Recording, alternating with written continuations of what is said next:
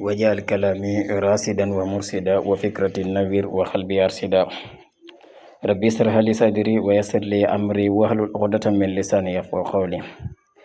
mbokk yi maa ngi leen di nuyu bu baax te di leen ziyaara te di leen ñaanal jàmm te di ko sàkku ci yéen. kullu shay'in lahu sababun.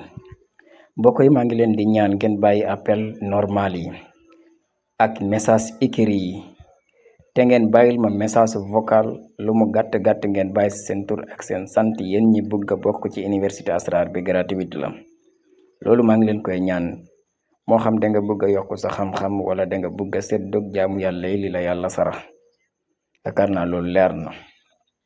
mbokk mi da nga bëgg sa tabaski neex, da nga bëgg sunu borom wërsëgal la xaalis ci kàttanu sunu borom. da ngay bind lu baatu fi samomin wa hamimin fi samomin wa hamimin danga koy bind téeméeri yoon ak fukk ak benn di adadu kaafi wala ñu ne makaan. téeméer ak fukki yoon ak benn bi koy def fukkeel ak benn bi dangay ubbi miimare gi, miim bi mujj gi danga koy ubbi dugal fa somu xaalis bi nga soxla comme ni ñu dugalee 300,000 yi ci biir. boo paree nga def loolu saafara nga liggéey ko. saafara soosu noonu boo jullee suba nga jàpp ji liggéey fi samomin wa hamimin téeméer ak fukk ak benn. boo jullee tisbaar nga def noonu. boo jullee takkusaan nga jàpp ci def noonu sikaraat fi samomin wa hamimin téeméer ak fukk ak benn.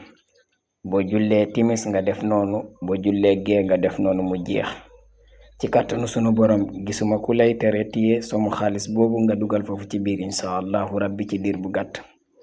kon nag yal na yàlla barkel te ngeen wéy di abonné tey partage vidéo yi incha allah.